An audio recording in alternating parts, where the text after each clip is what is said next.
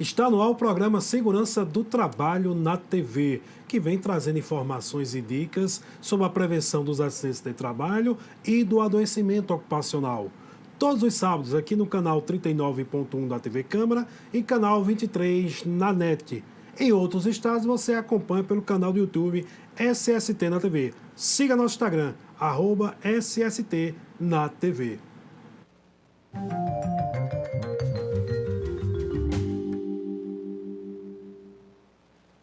E o nosso convidado de hoje é nada mais, nada menos, meu ex-professor e professor Edivaldo Nunes. Seja bem-vindo, professor Edivaldo Nunes, ao programa Segurança do Trabalho na TV. Edivaldo, é uma grande satisfação participar desse teu programa. Eu que sou um telespectador assíduo dele e hoje está aqui para nós falarmos sobre edição de livros. E como o teu programa é visto no Brasil todo, quero estender aqui minha saudação a Laércio, do blog do Laércio, na Paraíba, João Pessoa, Paraíba. Estender um meu abraço ao Wilton, técnico de segurança do trabalho. Nosso amigo lá de Brasília. Técnico de segurança do trabalho no Distrito Federal. E o Luiz Porfírio, com o canal do YouTube Treinar para Salvar, em São Paulo, capital. Ok, obrigado mesmo. Falando em livro, você lançou 2 livros, um de trabalho em altura e um de perícias. Vamos falar sobre primeiro o supervisor de trabalho em altura. Qual a importância do supervisor de trabalho em altura, professor Edivaldo? Edivaldo, é de suma importância. Você é uma pessoa que é de chão de fábrica, como eu tenho dito isso por onde ando, técnico de segurança do trabalho também, e percebe a importância do supervisor. Supervisor de produção, supervisor de manutenção, e alguns locais onde essa função recebe o nome de encarregados e até de mestre de obra. E quando a gente fala de trabalho em altura, esta missão de supervisionar uma obra, supervisionar um serviço, ela adquire uma amplitude gigantesca. Por quê? Porque lá em 2011, quando aconteceram vários acidentes na cidade de João Pessoa, em Campina Grande, e as pessoas me perguntavam, Nivaldo, por que o trabalhador cai? Por que está acontecendo os acidentes envolvendo trabalho em altura? E todas as respostas convergiam para uma só: falta de supervisão. Então, o papel do supervisor é fundamental. A NR35, ela foi muito rica, foi muito inteligente, muito sutil, quando ela pegou a imagem da 33, pegou a ideia da 33, que trata de espaço confinado. A 33 obriga o empregador, criou oficialmente a figura do supervisor de espaço confinado. A 35 veio de uma forma mais sutil. Ela disse que as atividades deveriam ser desenvolvidas mediante supervisão. Então, em função disso, nós que somos da área de segurança do trabalho, nós temos uma preocupação grande com as atividades que geram risco grave e iminente. Então, espaço confinado é uma delas, trabalho em altura é uma delas, eletricidade é uma delas. Então, essas atividades podem levar a óbito, podem levar à lesão permanente. Então, são atividades que requerem uma atenção minuciosa do prevencionista. Então, por isso que tanto a 33, que fala da obrigatoriedade do supervisor, como a 35, que fala da obrigatoriedade da atividade ser desenvolvida mediante supervisão. Daí surgiu o curso de Manual do Supervisor do Trabalho em Altura, e logo em seguida, aquilo que era uma apostila, lá em 2012, nós começamos a trabalhar com ela e virou um livro que foi editado o ano retrasado. E o livro, como a gente vai falar aqui no programa, ele é um manual, como a gente fala, né? E manual, assim, só para descontrair um pouco, né, esse momento que a gente vive, o manual é como bolsa de mulher. Você, quando abre o livro, encontra de tudo lá dentro, um pouco de tudo. E quais as atribuições do supervisor de trabalho em altura, professor? É o X da questão. Nivaldo. Para que supervisionar? É claro que a gente, intrinsecamente, nós sabemos da importância da supervisão. Não é concebível você deixar uma equipe de trabalho executar uma tarefa onde não haja supervisão. A supervisão é importante em todos os cantos. E o supervisor de trabalho em altura, ele tem um papel fundamental, ele participa do planejamento do trabalho em altura. Porque o trabalho em altura ele não pode ser desenvolvido a toque de caixa. Você tem que responder questões do tipo quem sobe, como sobe, quando sobe. Então, a 35 ela caprichou em algo chamado planejar. E o supervisor do trabalho em altura participa desse planejamento. E repare que eu estou falando, ele participa, porque é um conjunto de pessoas. Você precisa discutir com várias pessoas numa mesa a forma como o trabalho em altura vai ser desenvolvido. E o supervisor ele participa já desse momento. Até porque trabalho em altura não tem escapatória. Caiu, né, ou fica enfermo ou óbito. Exato. Não é verdade? Ele caracteriza-se como um fato que provoca um risco grave e iminente. E o risco grave e iminente, só rememorizando para os colegas prevencionistas, pode gerar interdição ou embargo, NR3. O que é que leva? Qual é o fato gerador do embargo? Qual é o fato gerador da interdição? A detecção por parte do auditor fiscal da presença de um risco grave e iminente. Então, o trabalho em altura é um deles. E esse livro veio trazer para nós, prevencionistas e para todos os trabalhadores, Manual do Supervisor do Trabalho em Altura. Fala um pouquinho desse livro. O que é que contém esse livro? Eu já vi em várias páginas aí que realmente é muito bom a gente observar cada item, cada página, porque traz dicas muito importantes. Passa aí para os nossos ouvintes. Nivaldo, o Manual do Supervisor do Trabalho em Altura, para que existe um livro? Eu cheguei a duas respostas. O livro, ele existe porque ele traz coisas novas. Ele inova com o fato. E ele também se justifica por fazer um resumo das informações. E o que me levou a escrever o livro foram duas inovações que só existem nesse livro. A primeira inovação são os 5 pilares do trabalho em altura. Então, o que é que o supervisor observa? Vai supervisionar o quê? Então, nós condensamos essas informações. O supervisor ele tem a obrigação de supervisionar os equipamentos. Os equipamentos destinados ao trabalho em altura, eles são adequados? Ele atende à demanda? Atende à especificidade da tarefa? Seja um andaime, seja o cinto de segurança, seja o sistema de ancoragem em si, que foi feito lá no planejamento. Então, o supervisor ele observa isso. Observa também o tipo de ancoragem executado. Se a ancoragem é adequada à atividade. Porque você sabe disso, uma ancoragem mal planejada pode provocar um fator de queda Sim. enorme, né? E o impacto que o trabalhador sofre, ele não sofre, não vai ao solo, mas o impacto é enorme e isso causa lesões ao trabalhador. O terceiro pilar é a própria atividade. Então, o supervisor ele tem que ter um conhecimento profundo. O que é que o trabalhador está fazendo lá em cima? Ele subiu para fazer alguma coisa. Não foi para ver o mar, nem ver a serra lá de cima. Contemplar a natureza, as belezas lá de cima. Que o trabalho em altura ele é muito plástico, ele permite muitas fotos interessantes. Mas ele subiu para fazer algo. Furar, cortar, soldar, pintar, limpar, certo? Então, esse algo pode provocar riscos adicionais. Risco de eletricidade, risco de umidade, radiação ionizante, calor, vapores orgânicos. Então, o supervisor do trabalho em altura examina a atividade, examina o quanto, naquele planejamento, ele vai dimensionar a quantidade de trabalhadores para o quanto da tarefa, certo? Porque, de repente, uma tarefa que deveria ser executada por 5, 6, está sendo executada por 1. Isso leva a fadiga ao longo do tempo. Então, o supervisor examina a atividade. O supervisor examina o trabalhador, ele supervisiona o trabalhador. O trabalhador está devidamente capacitado e aí, pessoal, a gente faz um adendo sobre as capacitações. Não é a mera entrega do certificado. Alguém assinou que ele fez um curso de 8 horas e está ok. Né? Porque o curso ele tem que ser específico para a atividade que o trabalhador desenvolve, certo? Então, o supervisor supervisiona o trabalhador, se ele está devidamente capacitado em loco, naquele momento, né? Porque também tem situações que o trabalhador, ele momentaneamente não está adequado para a tarefa. Pode ser o dia anterior, né? Algo mental do hoje, ele não está preparado. Então, o supervisor, ele observa isso. E, por último, Nivaldo, algo fundamental no trabalho em altura, que é o quinto pilar, chama-se resgate. A palavra resgate, ela adquire uma conotação fundamental quando você fala trabalho em altura. Espaço confinado também. Como é que eu resgato o trabalhador que está dependurado numa cadeira suspensa, num andaime, numa grua?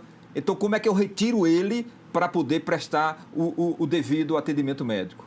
Então, o resgate é fundamental. E, assim, infelizmente, a gente não percebeu que essa cultura da capacitação para o resgate, ela não caminhou como deveria caminhar.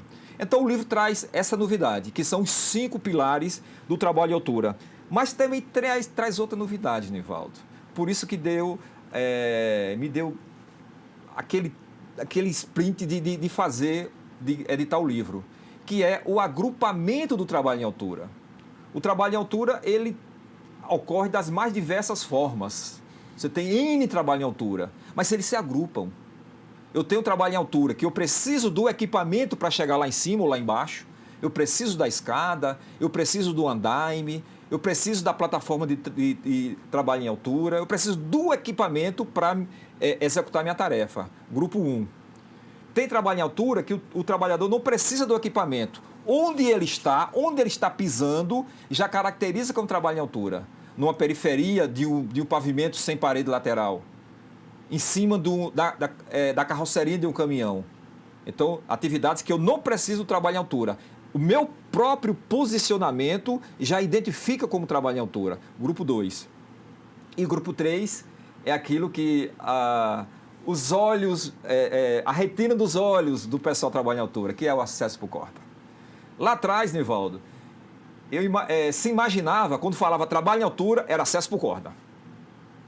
Não, tem um mundo... tanto é que aqui na Paraíba, e nós estamos falando aqui de João Pessoa, Paraíba, eu só me deparei com uma situação envolvendo acesso por corda. Então, e não é só na Paraíba. Eu participei de um seminário internacional ano passado em São Paulo e todo mundo abordava isso. O acesso por corda ainda é um universo pequeno em relação ao trabalho em altura. Mas existe e é muito importante e é muito bonito o acesso por corda. Mas também tem a questão do profissional estar bem de saúde também, né? É outra questão. Não é só os equipamentos, não é só a supervisão também. O próprio trabalhador ele tem que estar sã, consciente da responsabilidade que ele tem que estar bem de saúde. Perfeito. É um dos pilares. Examinar o trabalhador. Se o PCMSO dele, se o PCMSO na qual aborda os riscos inerentes ao trabalho em altura está adequado para ele. Se ele está apto para o trabalho. Porque essa aptidão para o trabalho, ela passa por 2 aspectos. A liberação médica, então o médico libera aquele trabalhador para exercer a atividade e depois dessa liberação tem a capacitação. Então, muito bem lembrado por você, Nivaldo. Pois é, gente. Estamos conversando com o professor Edivaldo Nunes, falando sobre trabalho em altura, um livro maravilhoso, Manual do Supervisor do Trabalho em Altura. Siga nosso Instagram, @SST na TV. Você de outros estados acompanha o nosso programa Segurança do Trabalho na TV no nosso canal do YouTube, SST na TV. Vamos ao intervalo e voltamos já, conversando agora sobre perícias. Vamos já.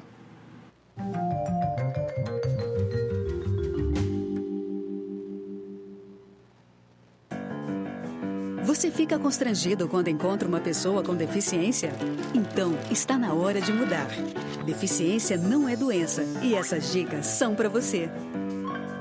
Pessoas com deficiência intelectual levam mais tempo para aprender. Mas isso não significa que sejam incapazes. Elas podem e devem estudar e trabalhar. Existem mais de 200 tipos de deficiência intelectual. A síndrome de Down é uma das mais conhecidas. Não seja superprotetor. Se a pessoa com deficiência for uma criança, trate-a como criança. Se for adulto, trate como adulto. Ao pedir alguma coisa, se ela não conseguir fazer, mostre um modelo e certifique-se de que foi compreendido. E o mais importante, respeite o ritmo dela. Cidadania é saber conviver com as diferenças.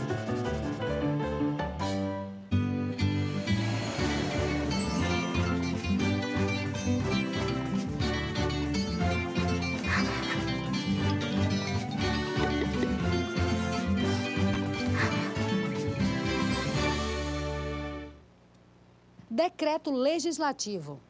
Regula matéria de competência exclusiva do Poder Legislativo, sem que haja necessidade de sanção do prefeito da capital.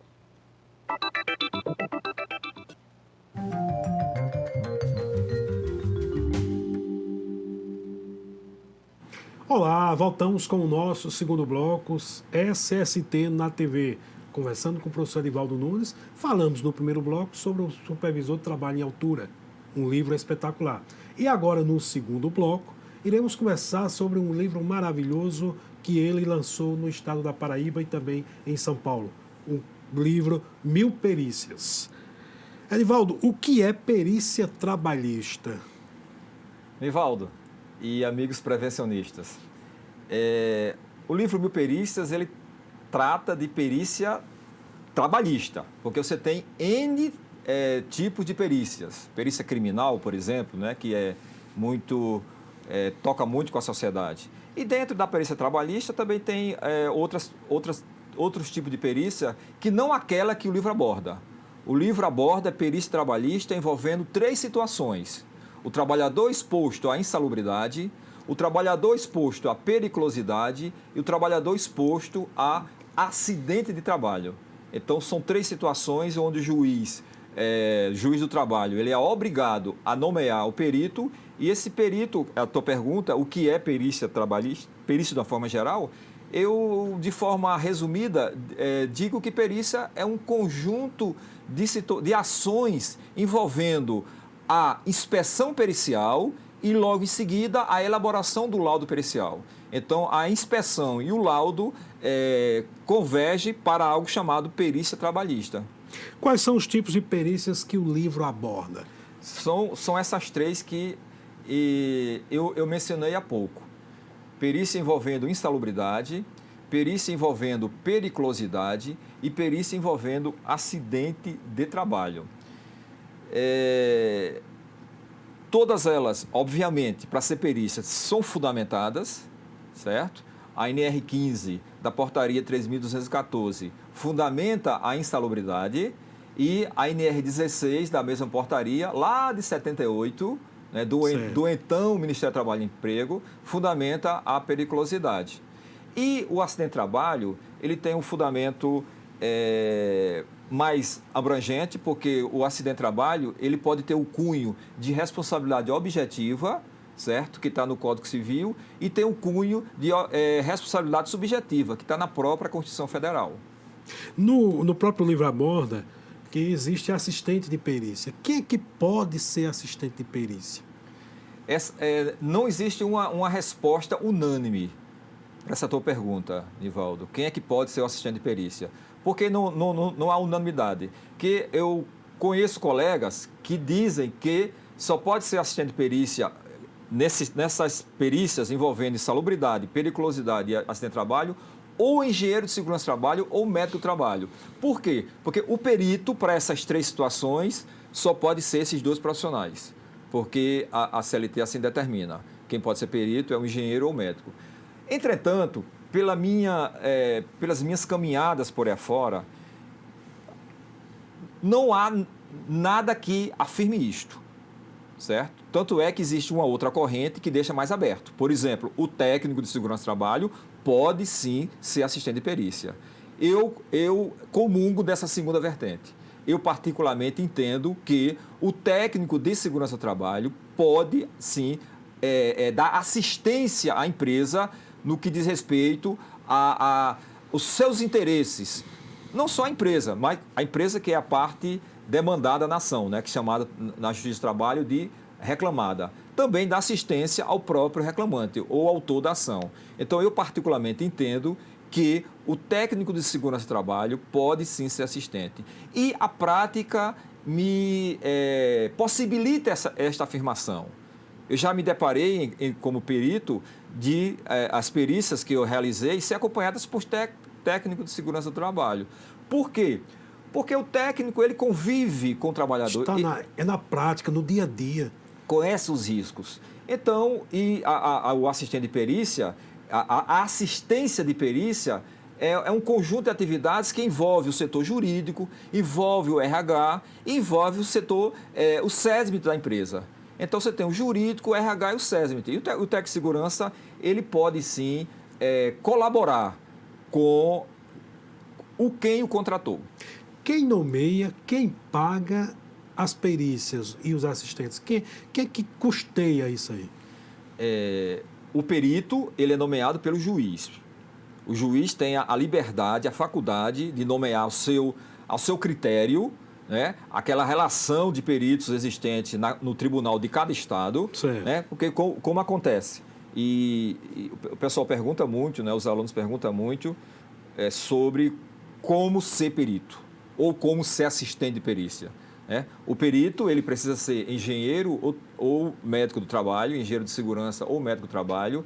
Ele vai ao tribunal do seu estado, certo? A sede do TRT do seu estado, que no Brasil, cada estado tem o seu tribunal, exceto São Paulo, que tem 2, um na capital e outro em Campinas.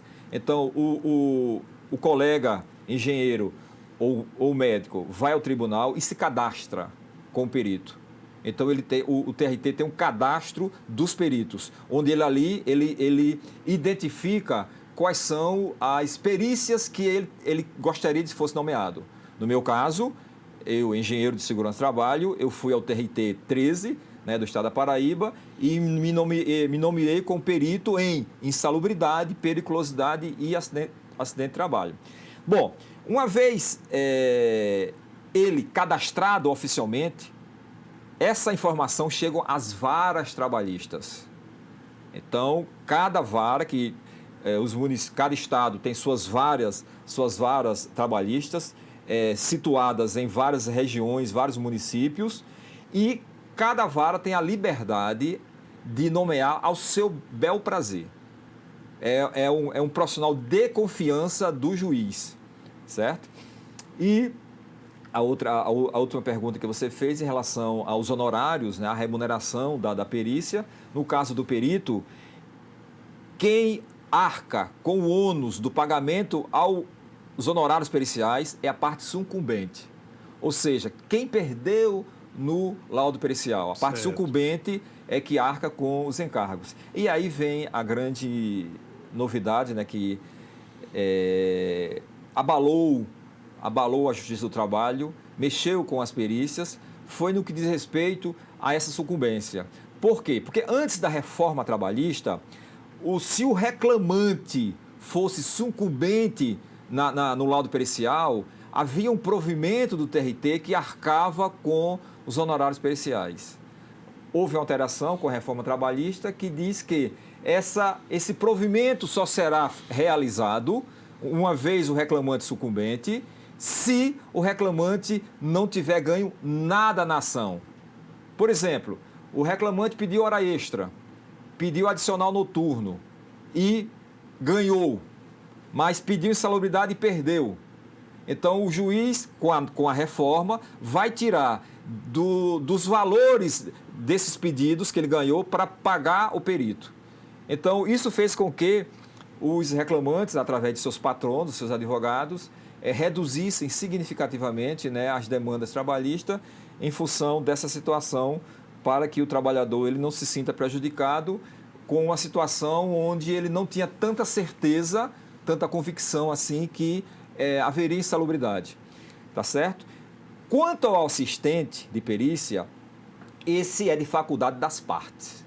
As partes podem, querendo, nomear seu assistente de perícia. E repara que a forma de falar, não é assistente de perito, é assistente de perícia, certo? Então, a parte ela tem a faculdade de nomear o seu assistente de perícia. Sendo a parte que nomeou, é a parte que paga. Entendi. Então, é um contrato entre a empresa ou o reclamante com o profissional, né, que acertam valores e o profissional vai desincumbir esse mistério que também tem suas grandiosidades. Professor, no livro ele menciona várias ações, várias perícias. Vai desde uma lanchonete a um grande supermercado.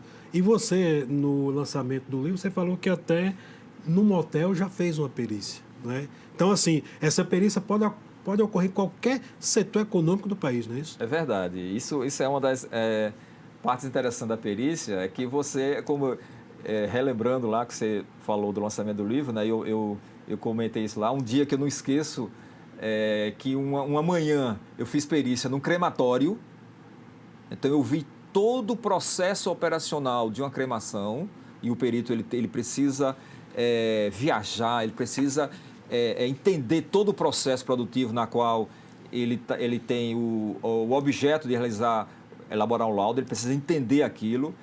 E à tarde, Nivaldo, eu fui para fazer uma perícia numa UTI neonatal. Então, de manhã estava no crematório e à tarde numa UTI neonatal com os recém-nascidos. Então, a perícia você anda muito, viaja bastante. É muito interessante por isso. E o livro, ele se justifica, o livro chama Mil Perícias, não deixa de ser uma homenagem aos 1000 gols de Pelé, certo? Agora, a homenagem fica num distanciamento grande e gigantesco, né? Entre a grandiosidade dos 1000 gols de Pelé e a realização de 1000 perícias. Mesmo porque, aqui mesmo na Paraíba, nós temos vários outros colegas que têm muito mais de 1000 perícias, né? Eu particularmente, quando editei o livro, já estava com 1.400 e poucas. Estas, Nivaldo, judiciais. Eu não conto as perícias extrajudiciais. O livro, ele dá subsídio para quem quer entrar no mercado. O perito que quer entrar no mercado como ser perito. O assistente de perícia que quer entrar. Como também lá na frente nós colocamos casos concretos que eu vivenciei. Então o livro ele é dividido, ele tem um capítulo voltado à perícia judicial, porque as perícias existem de duas formas. A perícia judicial e a perícia extrajudicial. A judicial é aquela demandada pela Justiça do Trabalho. A empresa recebeu uma notificação que precisa fazer, que vai ser realizada uma perícia. E a extrajudicial é quando a empresa se antecipa. A empresa precisa saber se paga ou não paga o adicional de salubridade, se paga ou não paga o adicional de periculosidade. Então, esta se chama perícia extrajudicial. Ok, Anivaldo, muito obrigado mesmo, muito obrigado por estar participando desse programa, Segurança do Trabalho na TV. Você estava me devendo já, o programa já vai completar 1 ano, agora em setembro. E muito obrigado, fica aí suas considerações finais. Eu fico agradecido, Nivaldo, pelo convite. Eu sei que faz 1 ano do programa, eu assisto, e eu sei da fila que é para estar sentado nessa cadeira. E eu sabia que o convite ia chegar no momento exato. E veio agora, né, com a edição do segundo livro. O primeiro livro, o manual, que abordamos na primeira parte do programa, a edição esgotou-se. Não há mais, a primeira edição está esgotada. Existe a possibilidade de trabalharmos numa segunda edição em 2020 e vem uma segunda edição com uma roupagem totalmente diferente.